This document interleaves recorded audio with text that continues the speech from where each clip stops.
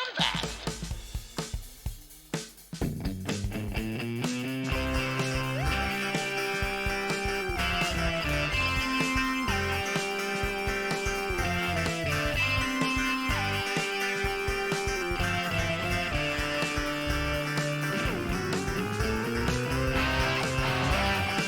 Stay Bombad.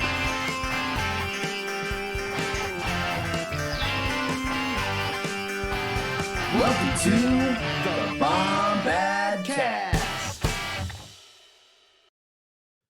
What's going on, Bombad fam? Here we are for another podcast discussion. Jerry, how are you feeling? We feeling okay, buddy? Oh man, I'm feeling fantastic today. Yeah. I am so excited to be back doing this podcasting thing with my lovely friend and co-host Scotty, the Scott J-Ro. Yeah, isn't that funny? I was trying to create like a thing in there or something. There's the Scotty J-Ro, but there's also Jerry the Cannon Jug. So there's something to that. Well, We're in yeah, black and white, it is by the way. How cool is this?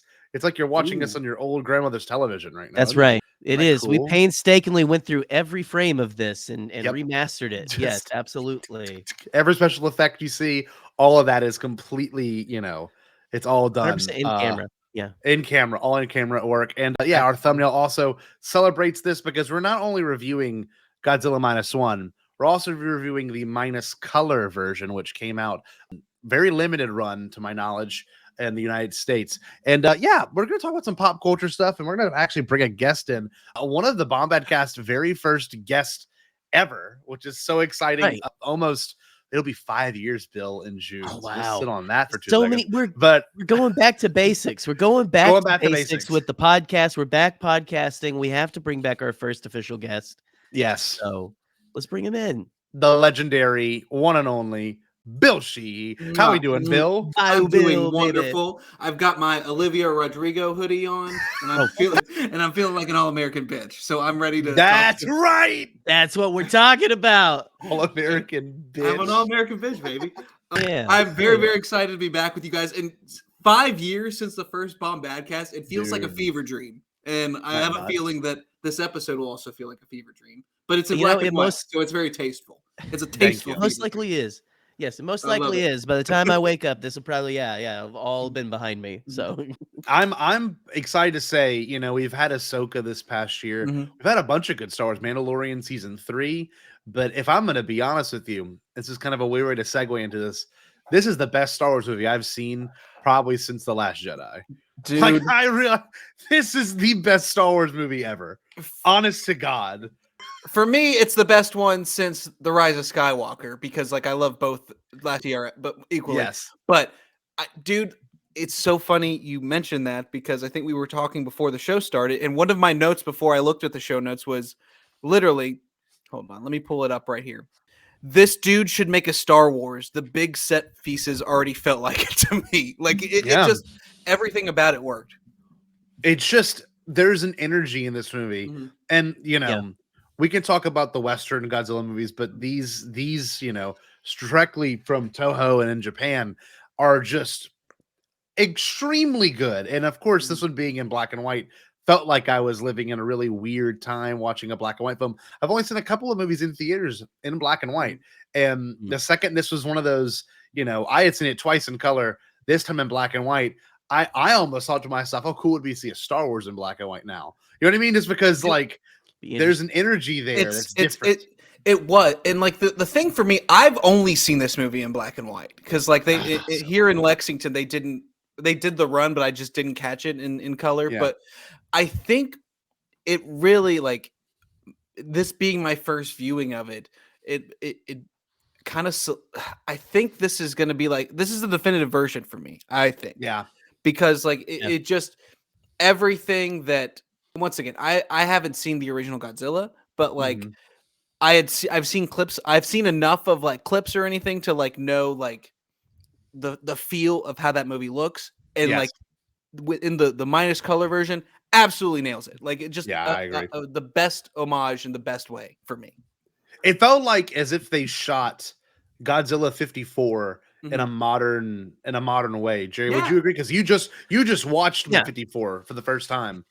Yeah, right. So and with the 54 version, like everyone's seen like pictures in magazines and stuff. Like growing up as a kid, you get like the movie making magazines and stuff like that, like monster magazines and stuff. And it's Godzilla's a big, high bar, like a very he's like one of the pillars of monsters in monster movies, right? And everything. And like that whole the whole film being about the horror of the H-bomb and everything. Yes. The bombs that were dropped on Japan during the war. And this is after the war. There's like the whole subplot in there about the guy who's created something that could destroy Godzilla, but he doesn't want it to get out because he doesn't want to create another H-bomb. Yes. It's a great plot point.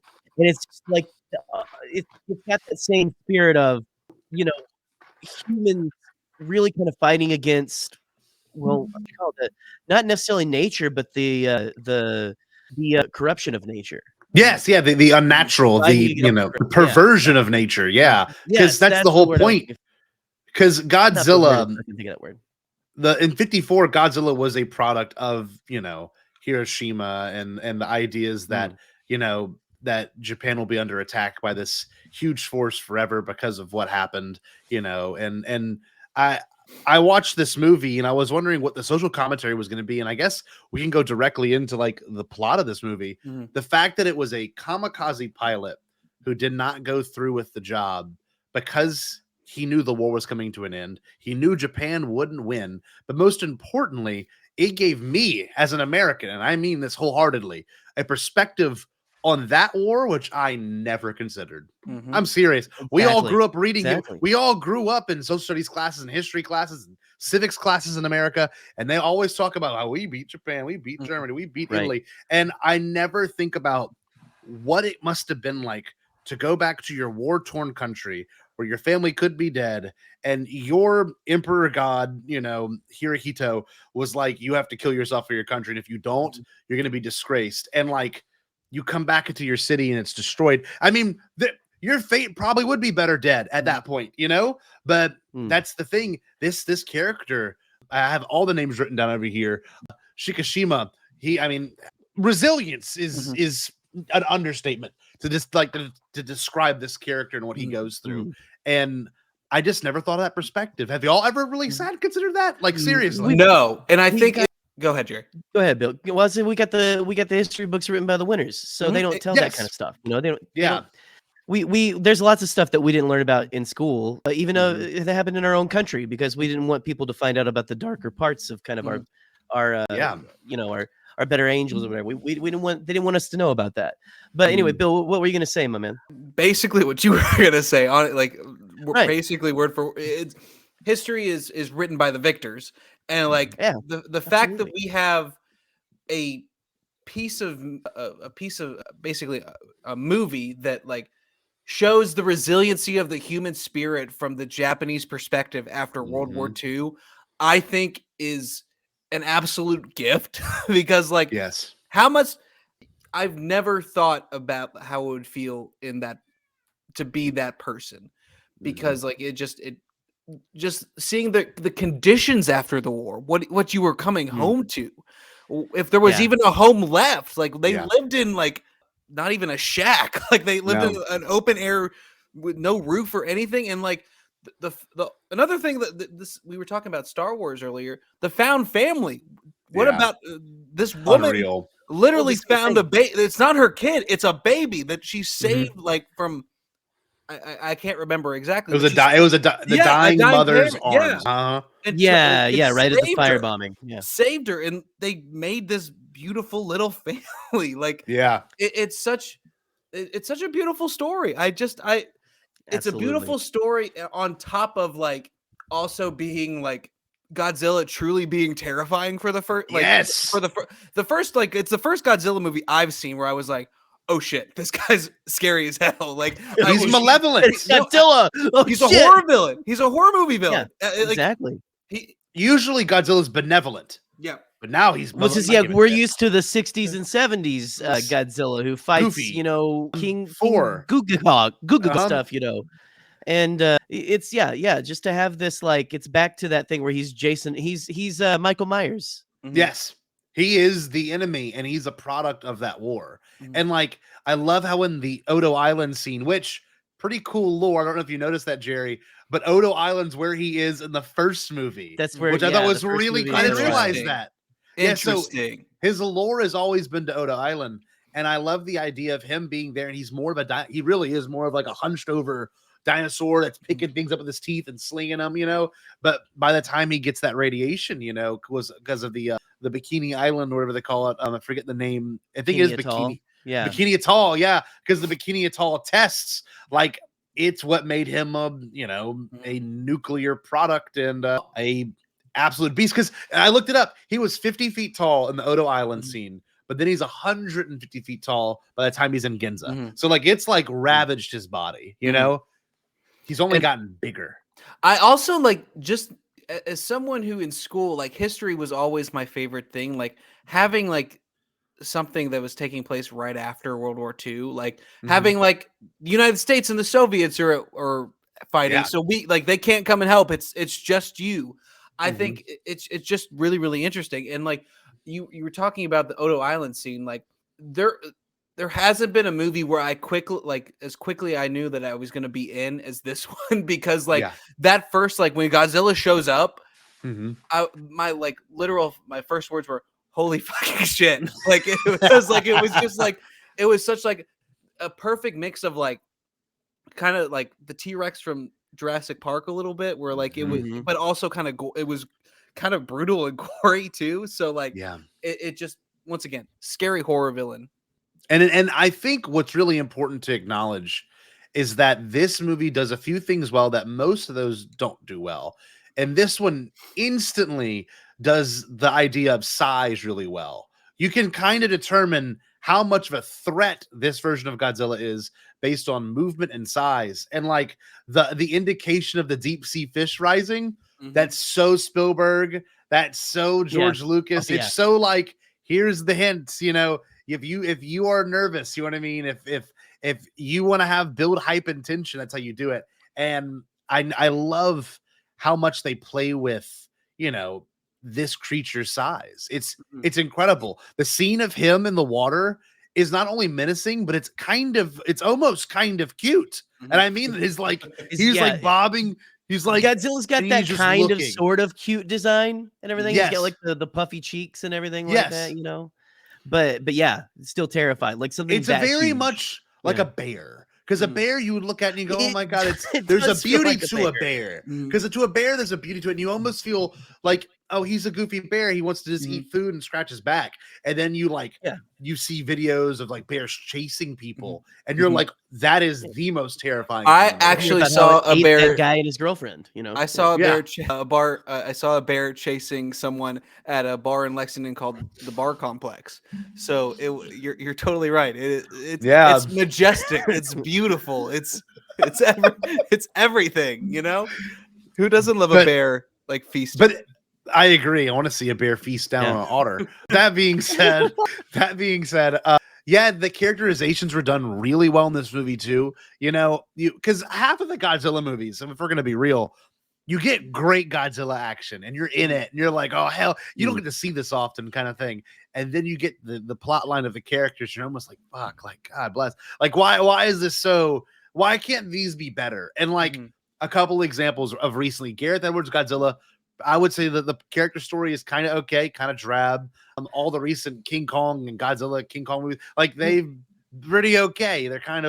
They're more like espionage thriller, where this one is none of that. Yeah. This one's all about like this Star Wars found family, like you said, Bill, but also like not even just with the direct family, but found people around you, you know, like how he comes into contact and with the other, you know, characters. We've got Noda, Dr. Noda, amazing character. Love that.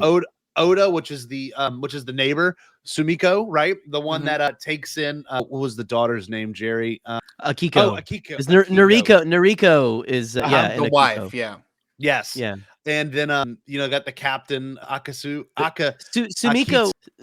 is the woman at the beginning, right? Who when he comes home, blames him for her children dying and stuff. Yes. It's such a hard, like, immediate scene. Like, I mean, they really don't pull any punches. No, With the emotions with these characters. But I like this no main character, this is a spoiler if you haven't seen it, no main character dies, Mhm. which is such That's a good wild. twist My from friend- Hollywood. Let me tell you something. Like, if we're doing full spoilers, when Yeah. she's alive at the end, I was sobbing.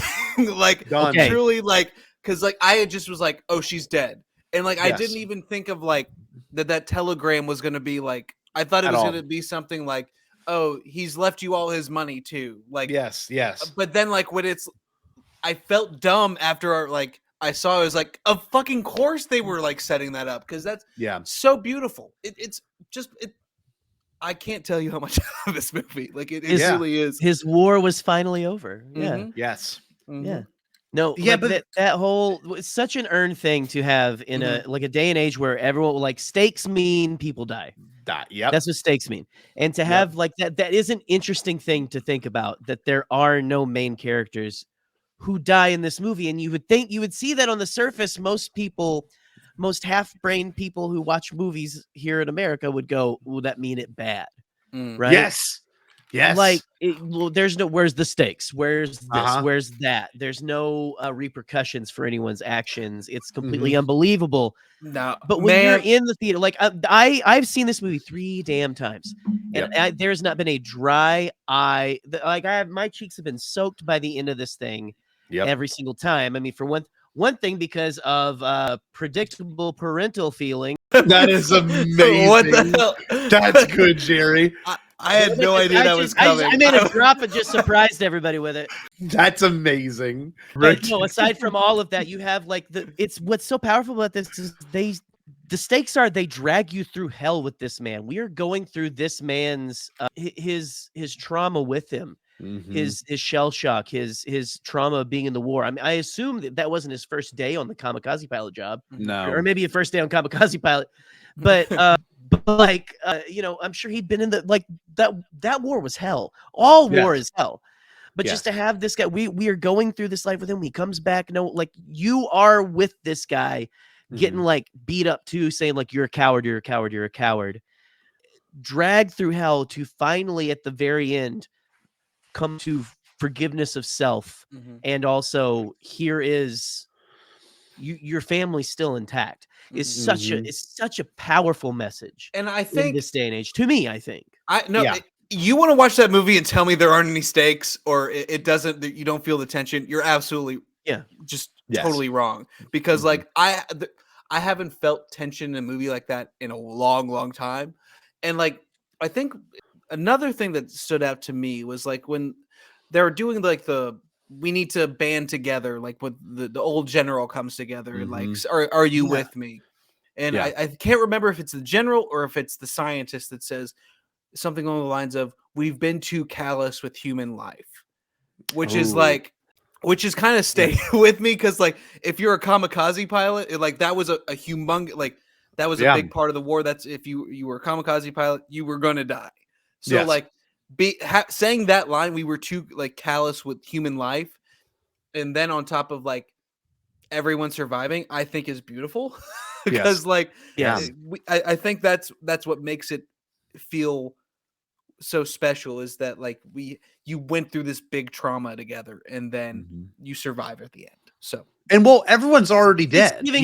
I'm sorry, Scotty. No, I was gonna say the idea of watching this movie is this character's already suffered enough. He continues to suffer, but you don't have to keep emphasizing death. His parents are dead. Everyone in his neighborhood is dead. He's already lost everything at the beginning.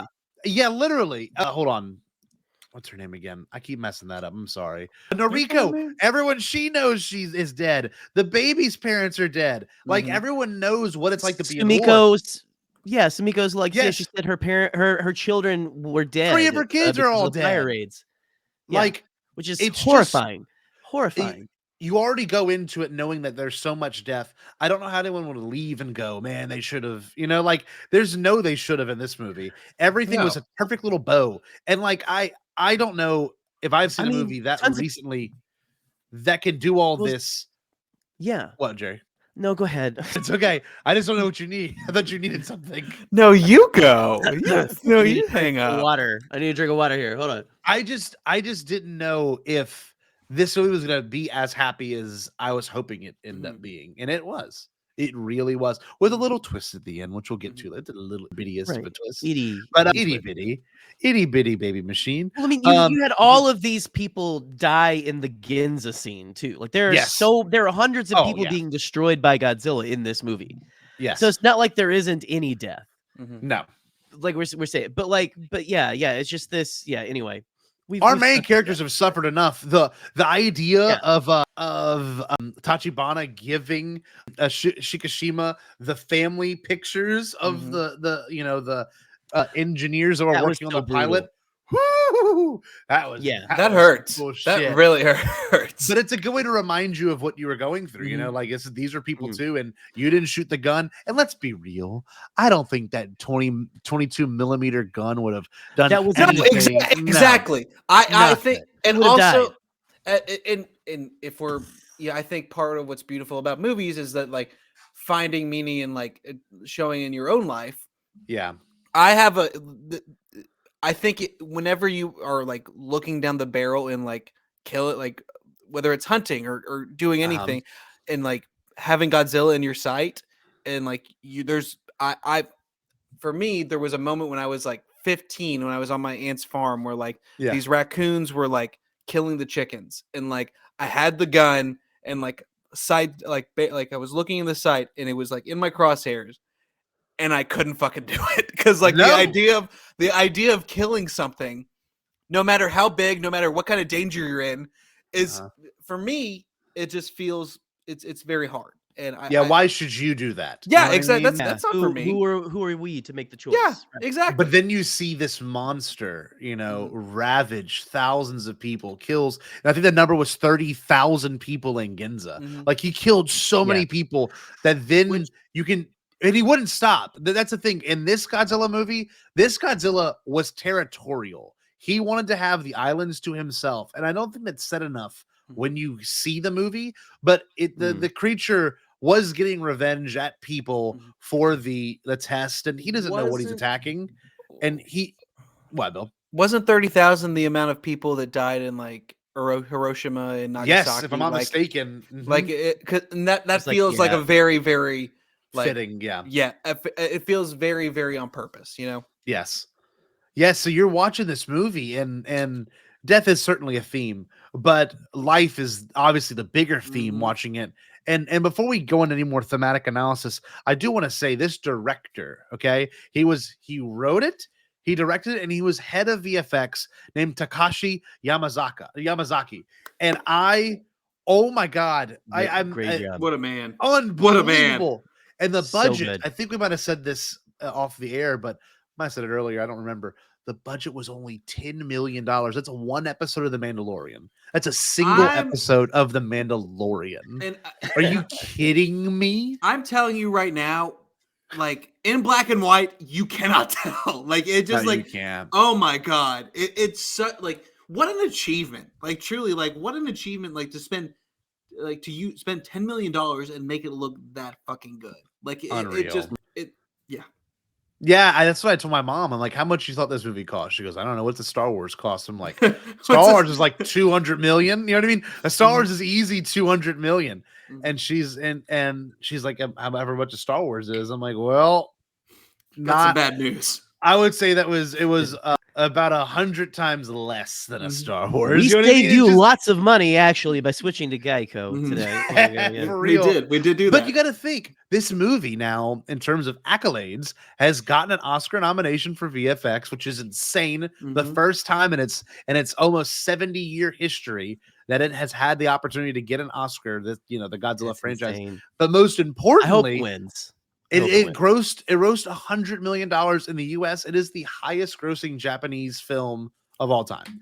And it's just like, that's what good story tells you, and I don't mean to diss on modern day Hollywood, but this movie was severely under budget. This movie was from the heart, and this movie was not a cash cow movie. It just wasn't. It wasn't meant to be. But it became one, which I think is like one. I think that it's been in theaters in the States since like November. Like that's insane. That has that happened before on a foreign movie? Like Typically, it's like a week engagement, like at most, right? And it's like very Yep. limited screens. Yes, Very limited. very limited. But they did a black and white release. Like that's crazy. They knew what they had, and I think that the reason why, because it is 54s in the first Godzilla release, and now exactly 70 years later, it's when the newest Godzilla release is in black and white. And I swear to God, this thing better have the Blu-rays of both when it comes out. I'll get it. I'll better pay look buying it. double. I'm buying it. I'm buying it. I don't care. Listen, I'm not a big Godzilla person, but this is this is just once again an achievement in filmmaking where I have it's a Bill movie. Like this will forever be a Bill movie.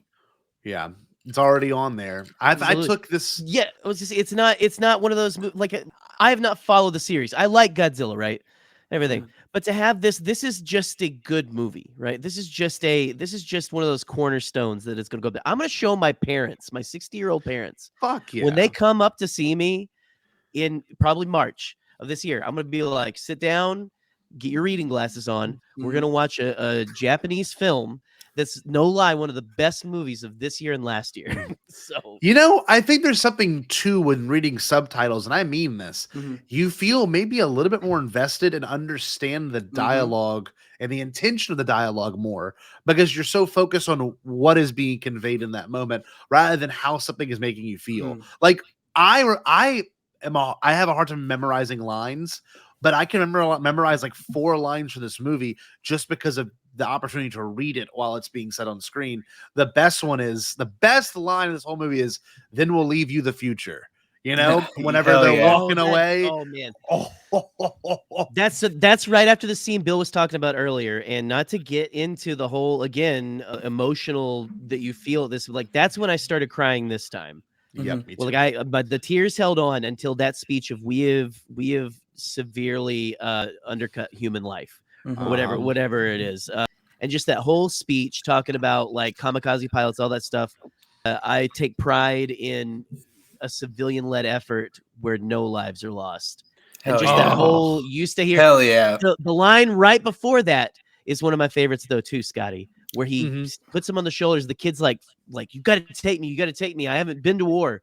He says, not going to war is something to be proud of. Hell yeah. Yes. Man, and I'm going to go see this again. I need to see it again. I'm going to see it again. God, it's so good. I mean, that's a there's great line. also one of my favorite lines. What's the doctor's name again? Dr. Nodo? Or no, it's Noda. Oh, Noda. N-O. Dr. Noda. Dr. Noda in the briefing goes, "We kill it with the power of the sea." Hell yeah. Yes. That's just like a fuck yeah, dude. Let's go. I also want to know whatever shampoo and conditioner he uses, because good Lord, that man has hair. Phenomenal. Amazing hair. Oh man, that last scene is just wafting around. It's so he knew what he was doing. He knew what he was doing. He knew it. He knew it. When I was watching this for the first time, I didn't expect to fall in love with all these characters, and the characterizations of each person is so precise, and you're so convinced the second they go to the wooden boat. And that's one of the best beats of humor in the movie, because you're thinking, post-war, we've got all these things we can use, and it's like this. They said top of the line mining vessel, and then they get to it. Made to evade mines. It's a wooden boat is rocking, and his face is priceless. And instantly, you meet the Millennium Falcon and the characters that make up that great. Yeah, it's exactly what it is. And I don't know if Takashi Yamazaki thought about how Star Wars this was, but every little beat too of we're kind of these lower level people having to clean up mines that the US and the Japanese left. So it's kind of cool to think it's a double-sided thing.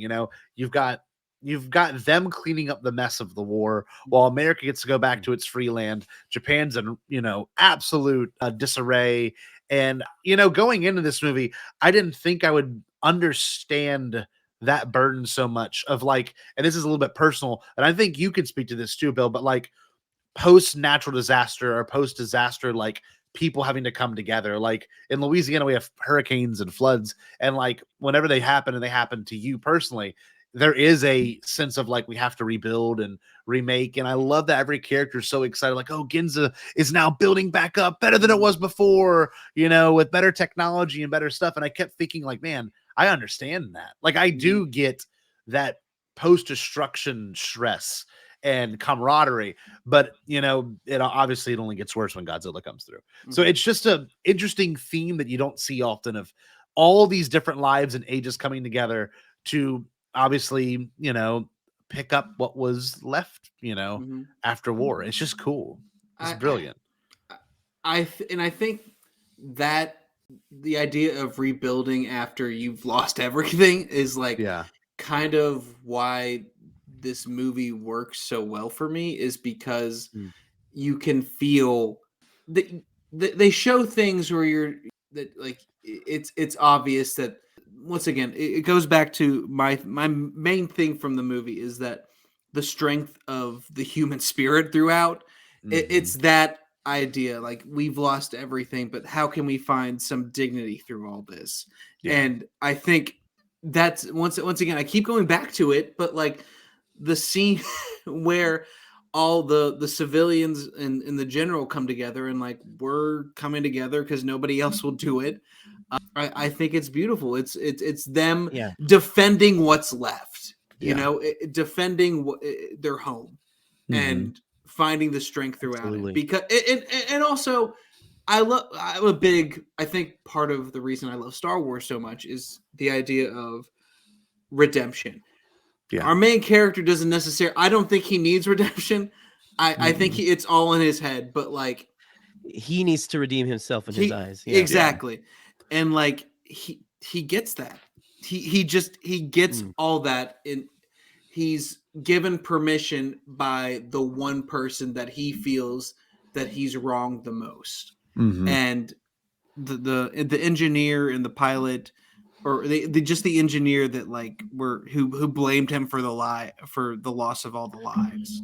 I think, like, once again, it just so beautiful. So it's incredible. I mean, that's another moment that sends me into tears. Again, that moment where it cuts back and he's telling him, hey, there's an ejection seat right here. Right. Oh like, my God. And then he starts to come, he's like, no. He's like, live. Which is such a so powerful. Just so powerful. Like, it didn't have to say anything else. Just live. You need to live. I want to ask y'all, and I'll tell mine real quick. The moment that sold this movie to me, that this is peak, is, and I couldn't come down after it, was the boat scene where Godzilla was chasing them on the wooden raft. I was just I was like, this is so cool. This is so Jaws, but way more scarier. I don't know how they did the Jaws thing. It's the intent in Godzilla's eyes, just swimming, and like, I just so on edge. So, and then, the second all the fish start bobbing up, I'm like, oh my God. And then a ton start coming up, I'm like, shit. And just seeing it happen. Takes out the whole when it takes out the boat that was with them. Cruiser. And then it starts heading right for them, and the engine won't start. It's like, come on, man, come on, dude. Come on. William Falcon right there. I haven't been more scared at a movie in the past 5 years than when he's loading up that atomic breath, like just like the spines coming up, and then like just I liken it to like the little moment between like when a long time ago in a galaxy far, far away, and then the credit, but like it's like it's. Oh my God, it's so good. It's out of nowhere. It's absolutely, it's just insane. It is. Once again, I did not go into this movie thinking it was going to be one of my favorite movies ever, and like, it's to the point now where I'm like, shit, I need to go see this movie again because I didn't get stuff the first time. And it's better a second time too, because you can kind of take it in. You kind of know where everything's going. So this time around, you can really focus on the dialogue. I at least that's how I felt. And there was some, I don't know, Jerry, what was your favorite parts in the whole movie? Is there anything in particular you wanted to talk about? Oh man, there's so much, man. I've been thinking about this. I saw this movie when it came out, like beginning of December or whatever. And then I went and saw it again around New Year's Eve, and then I've seen it again, recently today. And I have been thinking about this movie ever since, like I saw it for the first time. Like, there's not a day that doesn't go by that I don't just think about that ending sequence for one thing. Just that whole ending sequence is so good. But the scenes that Bill's talked about are the ones that stick with me too. You've got the scene where they're all coming together. You got the guys. The one guy that asks towards you got some of the people walk out like we have families, like all of them don't, and it makes sense. You can't going, yeah. Well, you got the one guy that goes, so is this like a suicide mission? Is this like no chance of coming back? Like no, not at all. He's like, so that it's already better than war and stuff. And that was that was such a funny moment too. Such a great, just like it was lighthearted, but it was also just like, fuck yeah, dude. Like, yeah, that's true. But just like I love the planning moments and everything like that. I love the moments where they're alone in the house together and he's like having the flashbacks when he finally tells her, and he's saying, what if I didn't wake up? What if you're just the dream of a dead man lying on Odo Island? Like I'm like, what if I didn't come back? What if I didn't come back? And she's like, you did. But just like to ultimately have all of that build up, you have this crew and everything to that final scene, man, when those boats show up, I'm as excited as anybody in like a Star Wars movie. It felt like when people showed up at the end of Rise of Skywalker. Yeah. That's what it feels like, man. He's got the useless to the rescue or something is what the line is, I think, or something. Oh, that was a great moment. So good. But I love this movie what I love about plots, and I guess at least like heist movie plots. They tell you the whole plot. They tell you what they're going to do. We're going to sink them. Yeah. We're going to raise them. And you get exactly what they tell you. And you know what's going to happen whenever he flies in, whenever Shikishima flies in, you know what's going to happen. But they still manage to make it surprising, with the ejections. Like it's so brilliant. Was there a moment for you that was just like, well, this is peak. I can't come down from here. I mean, once again, there are so many moments in this. Like anytime he does the atomic breath, I think for me, like where like it kind of went to another level is when like they did the original Godzilla theme and like in Ginza. And then on top of that, there are a couple things. I'm gonna do some of my favorites. The Godzilla theme where it's just like, oh shit, he's coming and he's doing his thing. And then it's the Japanese journalist commentating as Godzilla's doing it. Yes. It just felt like, oh my god, this is so good, and they know what they're doing, and it's wonderful. And also, not many people know this, but Godzilla's mouth is not much bigger than a womp rat. So like, if you like put a torpedo-shaped size, into the middle of it, you can get it. But like, I think for me, the sequences that stand out, like beyond just like the human character moments, because like I think Jerry, you were mentioning this earlier. The thing that I don't really care about in like the Western Godzilla movies are the people, and like the thing that I care about most in this movie were the people. So like exactly. I think any of those moments where like you see character growth, from like the beginning where you see that lady who's lost her kids, and at the end she's decided to like, she's grown and she's like, I'm going to take care of these kids for this family. Yeah. But it's so good. Like just all the big like sequences, the opening sequence on Oda Island, Oda Island, the first wooden boat scene, and then the final, like basically the Death Star, the trench run, and like all of that like stand out to me. And like the attack on Ginza, just like I think just from a historical perspective, just like having with the history of Japan with the dropping of the atomic bomb and having the heat ray or whatever they call it in the movie, and seeing how like it decimates that city. Like for me, once again, not Japanese, not anything, but like how can you not feel for that city? Like it's just instantly. It feels very on purpose. Like this is humongous. Basically, every atomic breath feels like a nuclear bomb. And you're losing the same amount of people that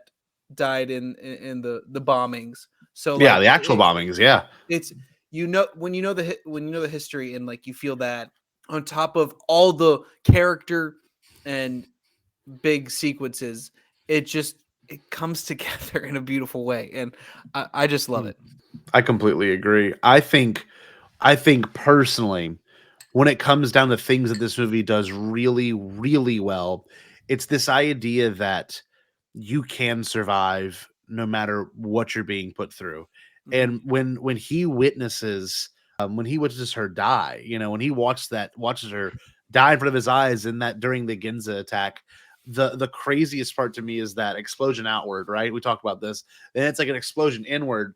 And so then once the plume is being built, he's out there screaming his heart out. He's so mad. She was like screaming, and he's like tears in his eyes. And then the fucking debris mud falls from the sky, and in black and white, it looks like blood. That's what I thought it was. In the color version, it's like this gray. It's like a soot debris. rain. It's something kind of like that would happen with a nuclear bomb. Actually, I'm glad you said that, because like when I saw it, I was like, oh shit, it's raining blood. That is God. So, oh my God. I mean, it's still.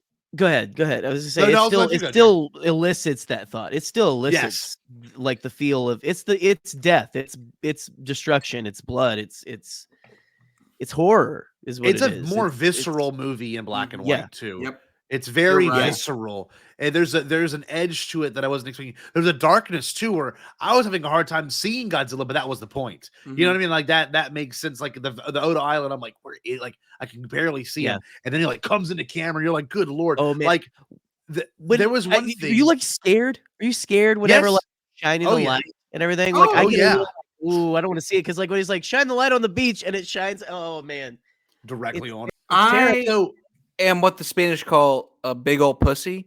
So I I hate horror movies. Like seeing horror movies in theaters is so scary to me. But it was the accessible kind of horror for me, where like I kind of knew it was coming, but it didn't feel cheap. It was good horror, very good horror, and something too.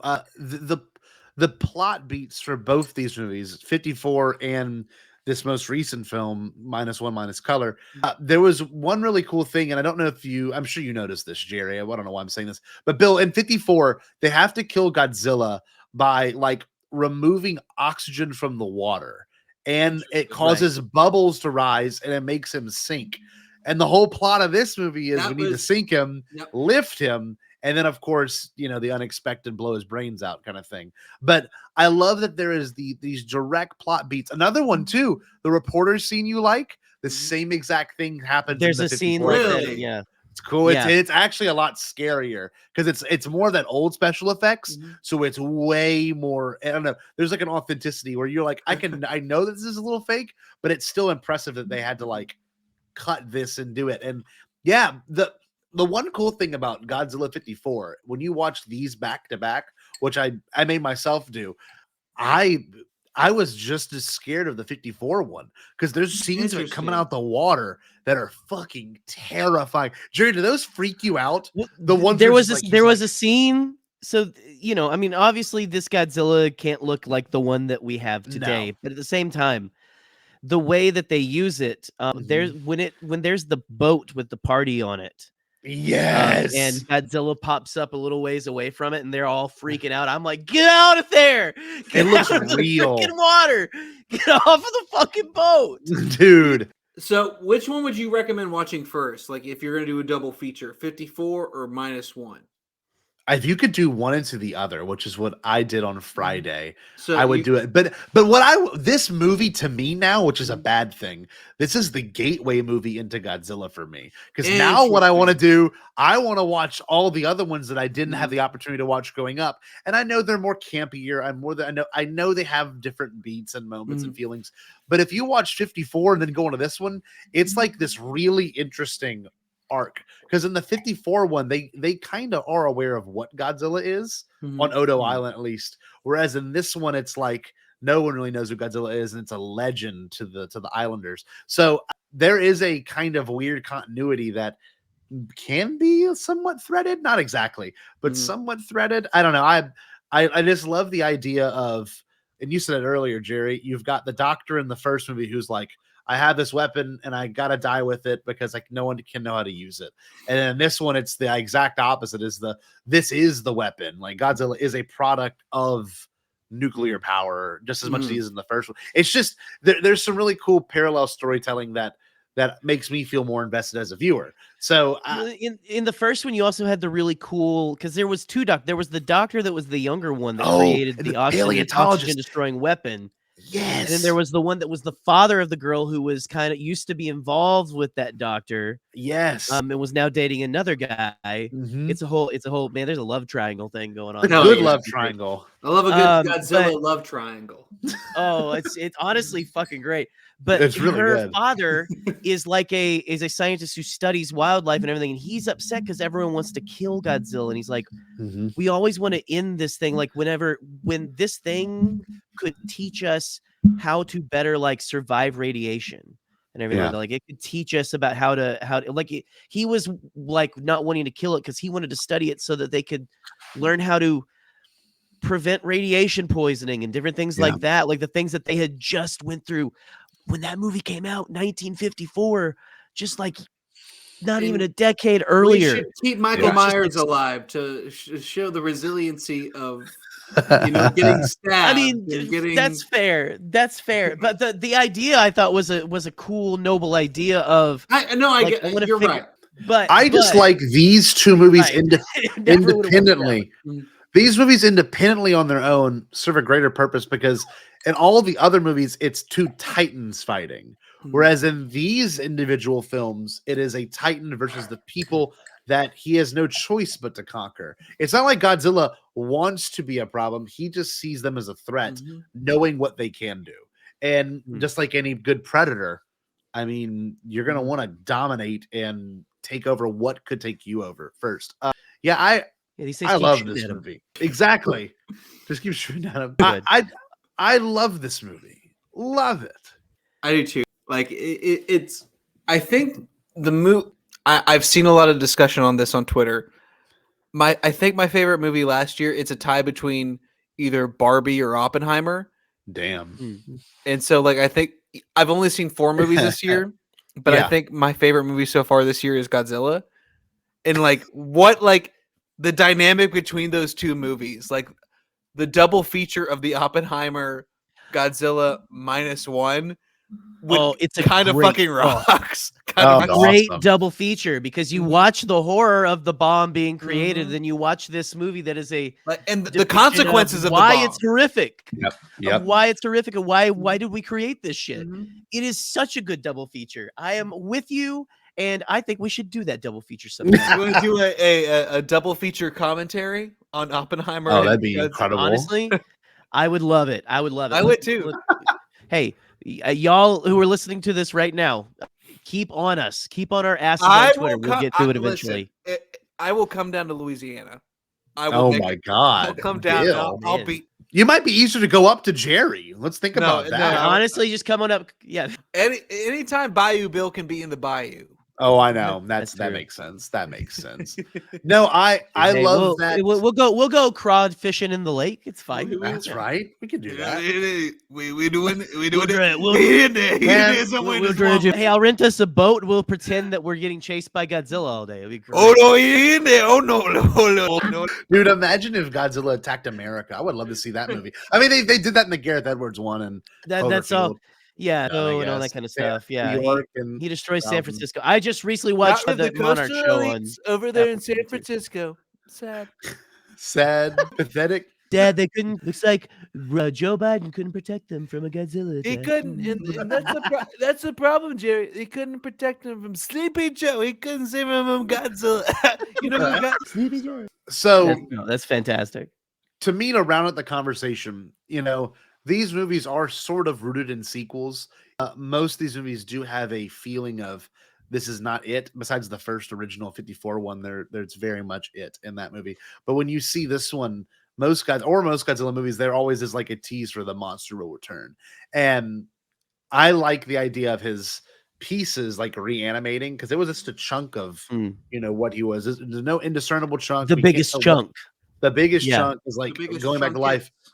and then like you see her neck get that weird black vein, and like, is that a product of radiation? Is that a product of direct exposure to Godzilla's power? Like, Wait, is this? who got the vein?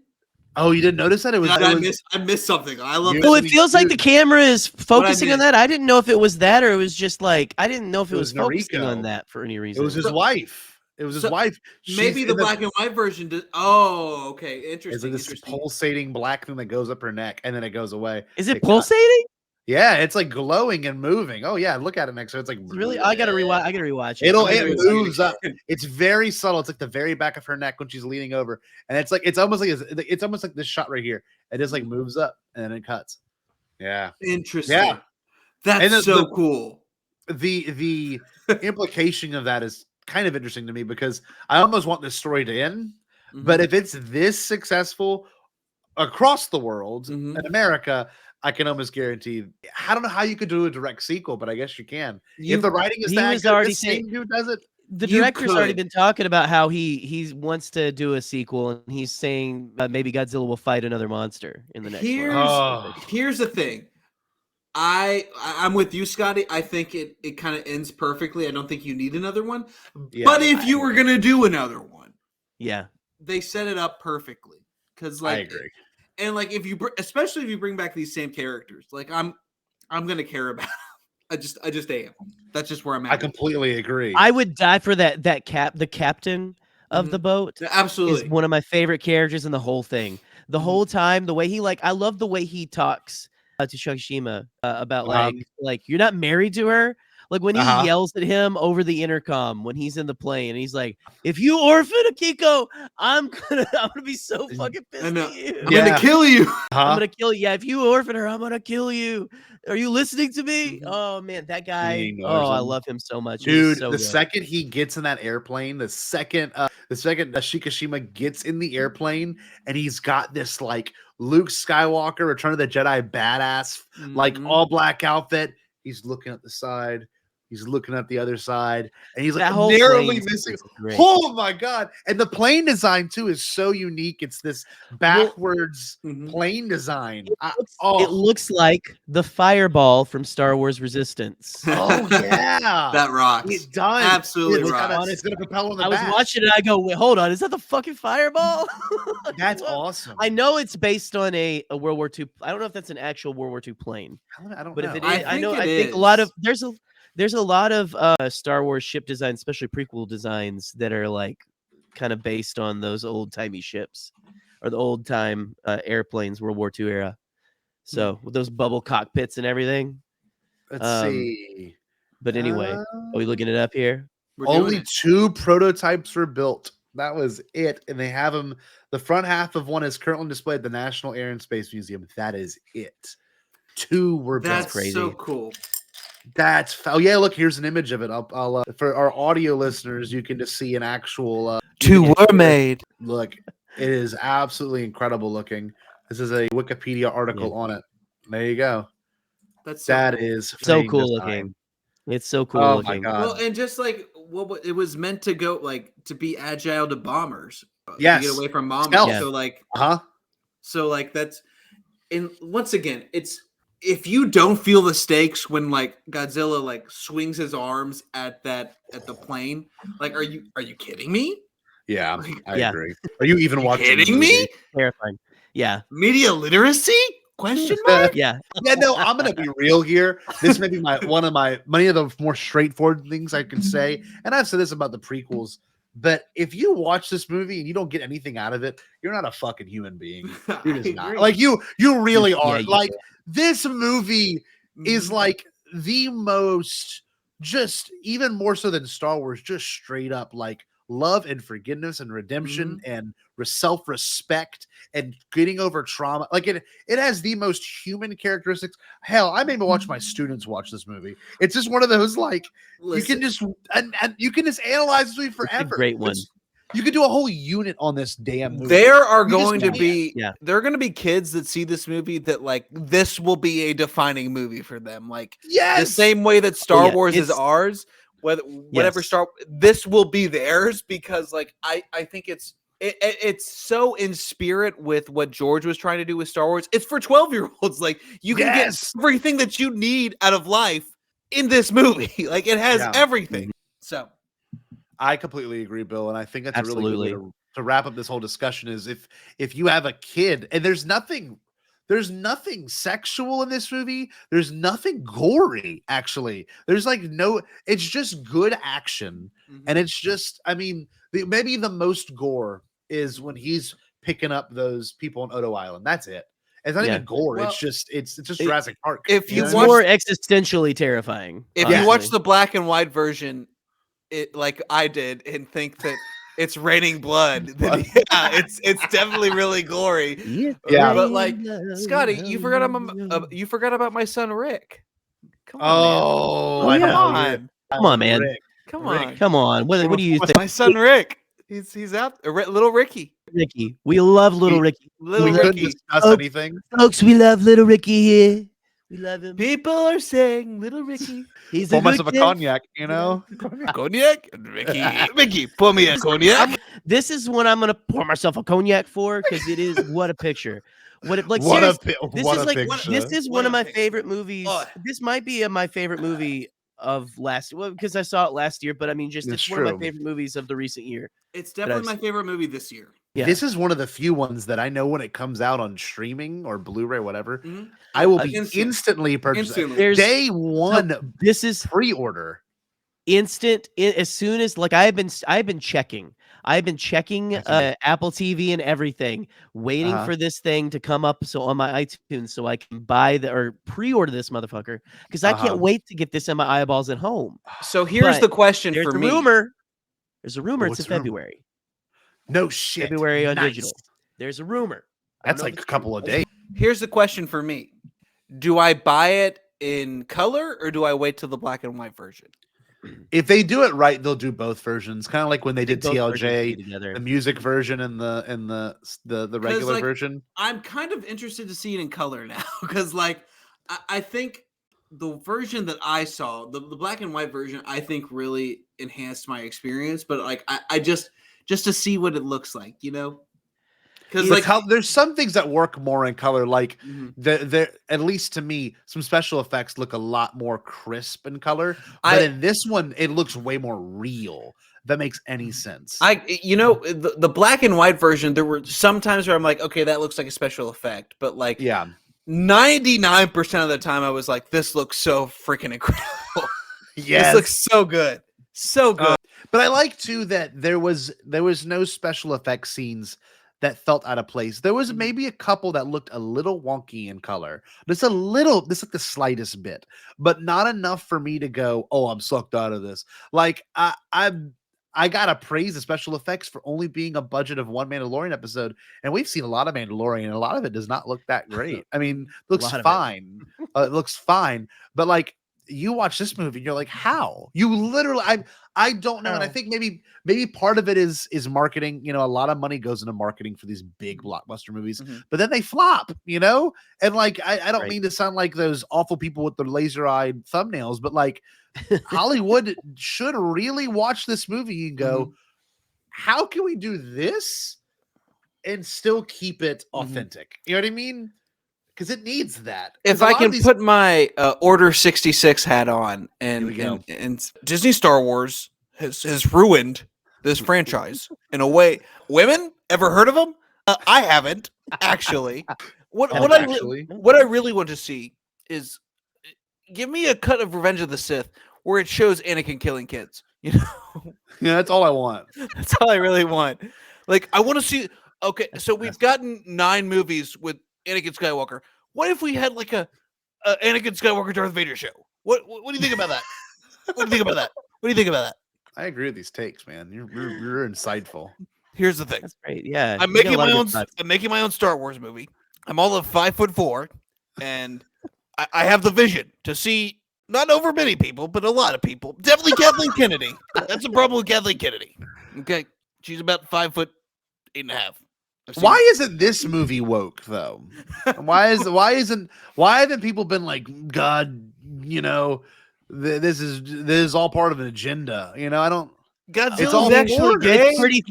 It's pretty firmly anti-America in my opinion. Yeah, no, I frankly. mean, Oh. it is. It does it not is- paint. I It doesn't don't paint know us if- in a great light. I don't No, know if anti-American, definitely anti-imperialist. Oh yes, Yeah. definitely yes. But it, like the parts they mention America, Well, there's anti-Japanese government in there too. It's like our Yeah, government doesn't care about yes. anybody. The government can't No, do anything. Everything. That's a really good point. It really it's is. clearly it's just a human story. It's just Yes. these big powers have failed us. Take matters in their own hands, which is a theme that I think very much hits home these days. Mhm. You know?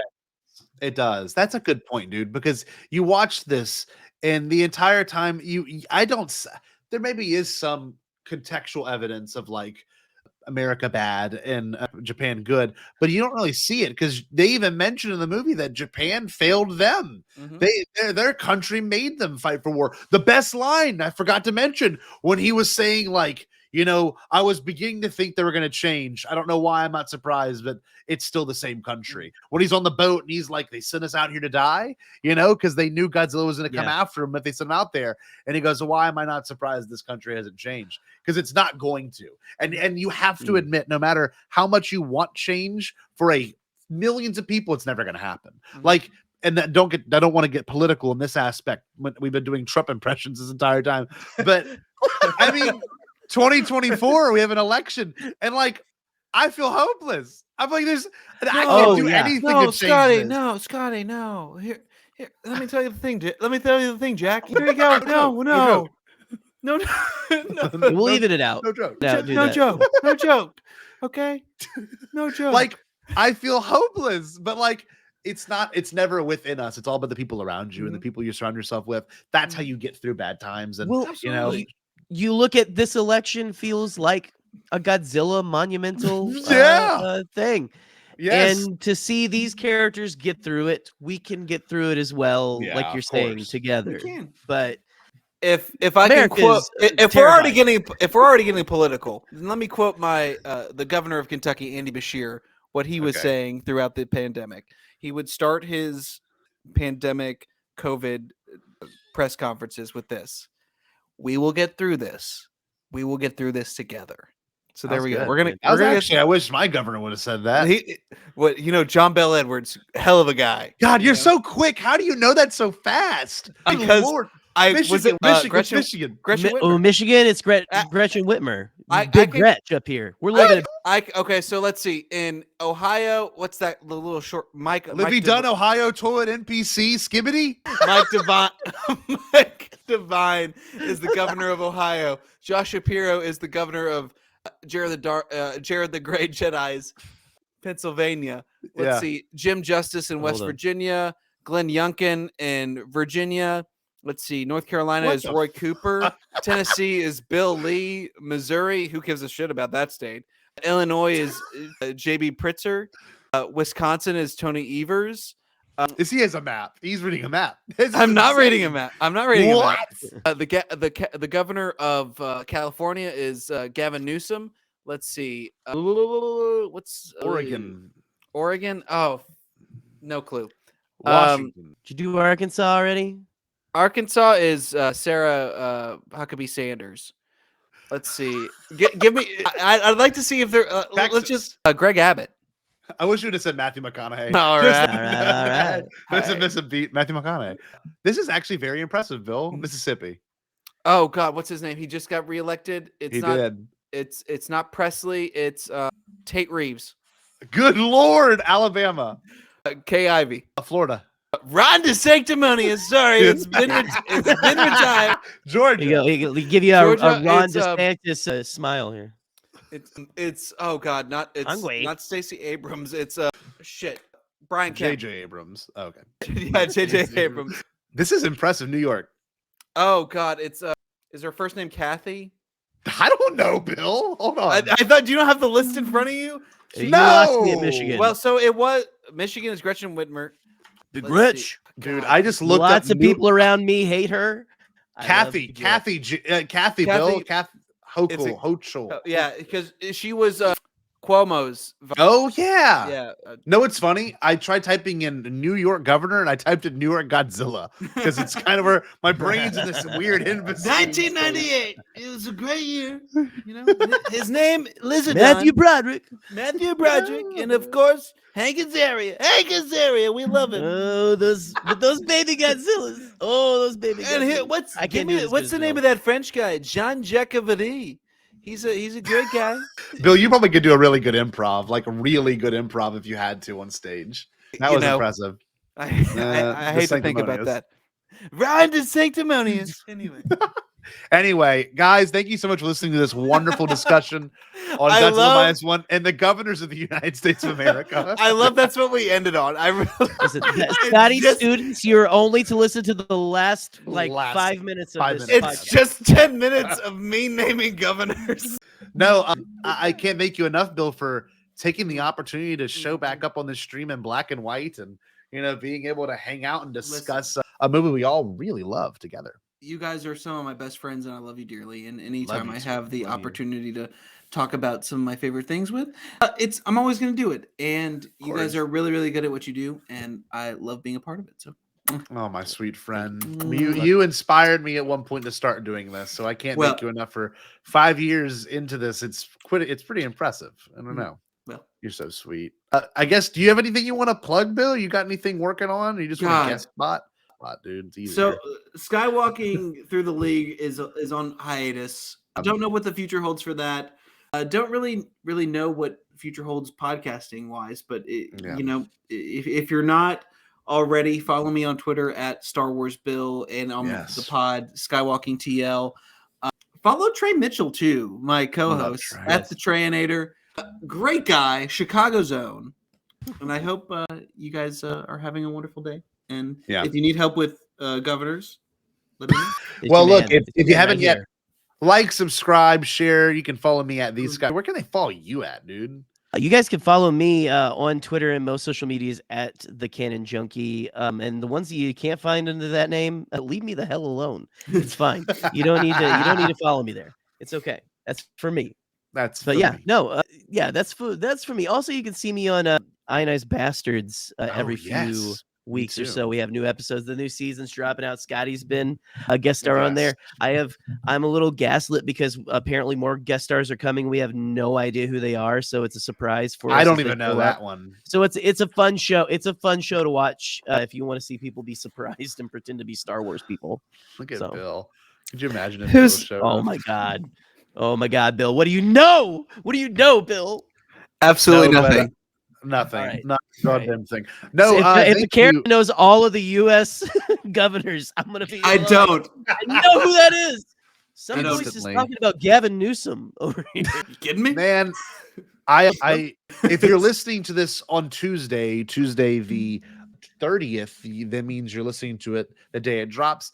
This Thursday, we're gonna have Brian Fry on to watch this VHS for our viewers. It's called The Ultimate Celebration Vacation at Walt Disney World. It is the 1996 VHS to make sure you book your stay with Disney. It's got it's just, I cannot wait to watch this. This honestly, this is going to take me back because my family, I think in 1999 or 2000, I forget when, we got one of these things. Maybe 2005, we got a VHS. It was when they were still giving VHSs out. Yep. And so I'm excited to see an even retroer version of what we saw. That fucking rocks. It's what we do best. So hyped to go to Disney World with those things.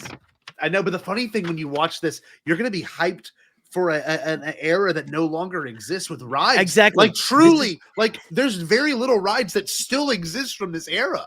Like there's very little. Not even Splash Mountain made it, man. Like Noodle in the latest movie Wonka. I'm going to say, why'd you do that? You gave me hope. Well, look, thank you everyone for joining. Bill, can you give us a good Stay Bombad to wrap this bad boy up? Stay Bombad. Actually, hold on. You better stay Bombad. Oh, Lordy, you Bombad. Stay Bombad, baby.